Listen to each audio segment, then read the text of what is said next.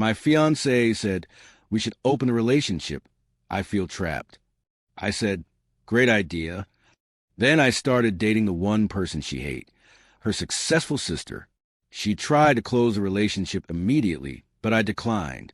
And honestly, even now, retelling all of this feels unreal, like I'm writing someone else's life, because I still can't fully wrap my head around how my fiancée, the woman I plan a whole future with, blew up our relationship with one impulsive idea and then panicked when it didn't go her way, and how I, someone who always tried to avoid drama, ended up creating the biggest tornado our families had ever seen.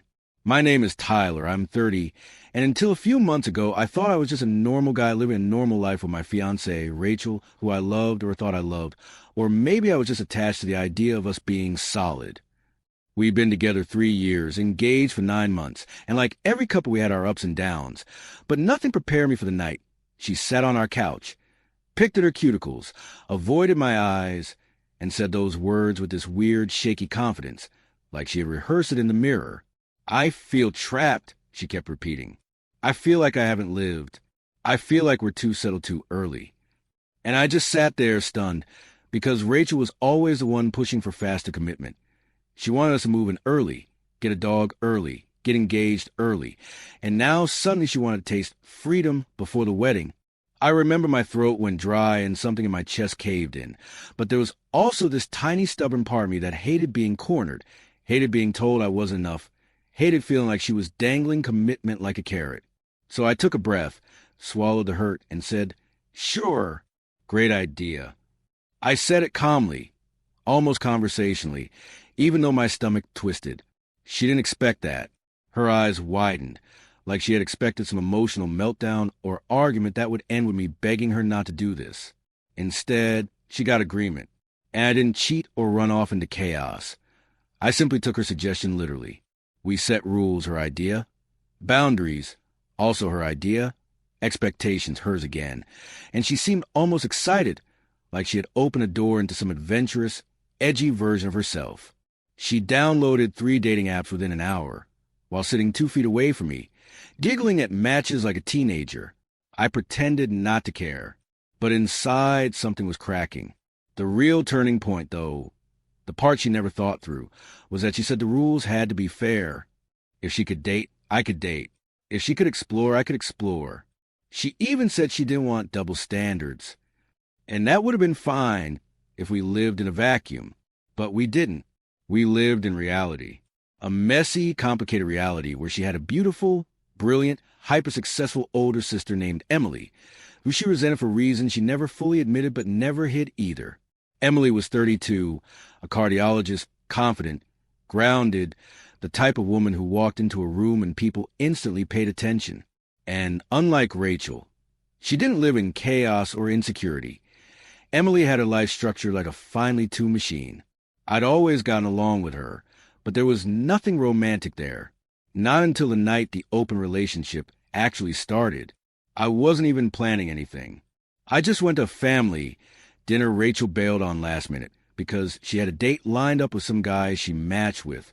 I sat awkwardly at her parents' table, explaining to them why she wasn't there, making excuses while feeling humiliated and small. And Emily pulled me outside afterward and said, "Are you okay?" And something in me, something bitter and tired and wounded, just cracked open. I told her everything. She listened. Not like she was judging me, not like she was pitying me, but like someone who had known all along that Rachel had impulsive, self-destructive tendencies she refused to address. She said quietly, "You didn't deserve that." And something about the way she said it made my chest warm in this unfamiliar, dangerous way. It wasn't planned. It wasn't calculated. But a few days later, Emily texted me, just checking in, and one thing led to another, and then we were suddenly seeing each other with this intensity neither of us expected. And here's the part that made everything explode. Rachel never expected me to actually date anyone. She thought she'd be the one collecting attention, going on dates, having fun while I sat at home waiting like some emotionally loyal puppy. She thought she'd get to dip her toe into freedom, while still keeping me locked in the closet as her safe base. But the moment she learned I was dating, and not just dating anyone, but dating Emily, she lost her mind. She screamed, cried, threw things, called me a traitor, called her sister a backstabber. She always takes everything from me, she yelled. Everything I have, she swoops in and steals. And I just stood there, shocked by the irony, because I hadn't stolen anything.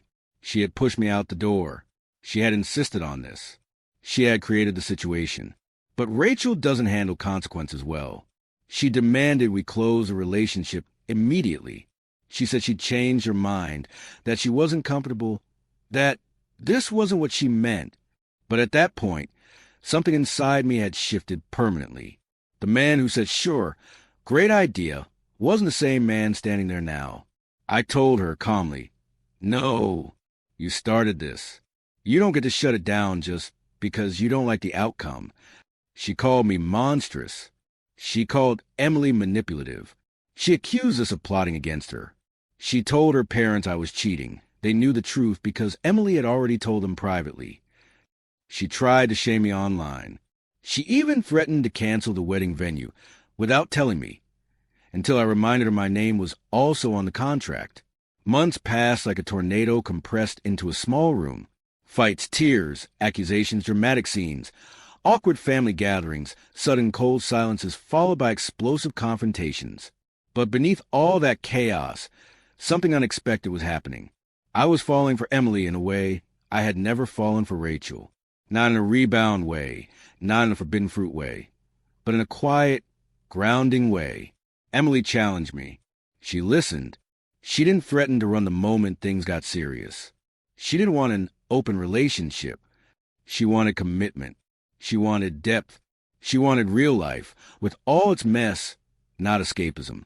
And the more time I spent with her, the more I realized how emotionally starved I had been for years without even noticing it.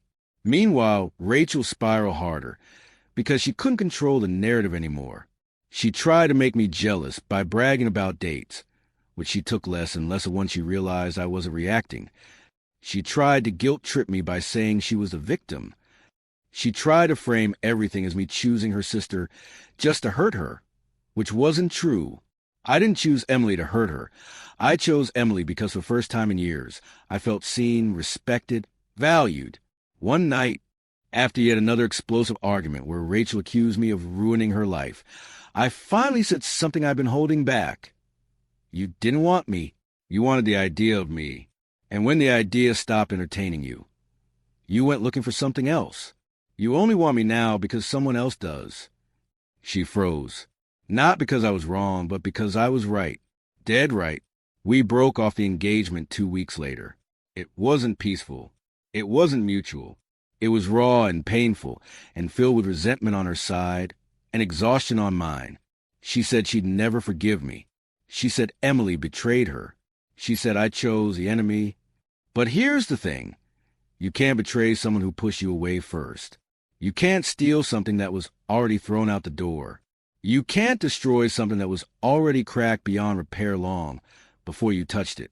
After the dust settled, after the rings were returned, after the venue was canceled, after every mutual friend chose sides, something strange happened. Life quieted. Emily and I didn't rush into anything official. We were careful. We talked, truly talked, about expectations, fears, futures. We took things slow because we didn't want our relationship to be shaped by the chaos that birthed it. But the more time passed, the more it became clear we worked. We fit. We made sense in a way I had never expected and never dared hope for. And Rachel? She eventually moved out of state, blocked half her family, blocked me, unblocked me, sent long paragraphs accusing me of destroying her life, then blocked me again. Last I heard, she was in therapy, something she genuinely needed, and I hope she sticks with it. I don't hate her. I don't even resent her.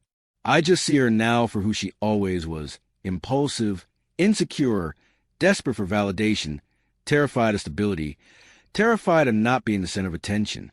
Maybe the open relationship was her subconscious attempt to sabotage things before adulthood forced her to grow up.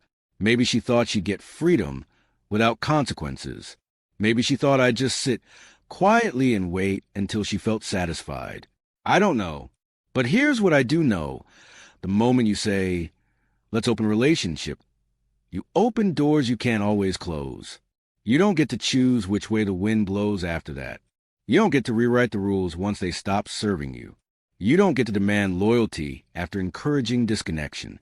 And you don't get to blame fate for outcomes you created. I didn't plan any of this. I didn't want a breakup. I didn't want family drama. I didn't want to hurt anyone. I wanted my fiancée to talk to me, to trust me, to work through things with me like a partner. Instead, she opened a door she wasn't emotionally mature enough to handle, and I walked through it. Maybe she thought I would stop halfway. I didn't. Sometimes the person who pushes you away doesn't expect you to actually leave. But once you do, you realize you should have left long before the door even opened. And now, months later, when I look at Emily across the table while she laughs at something small and stupid, I feel something quiet and grounding in my chest. Something I never felt with Rachel. Peace. Real peace. And if that peace came after a storm, well, not every disaster is a tragedy. Sometimes it's just the universe clearing space for something real.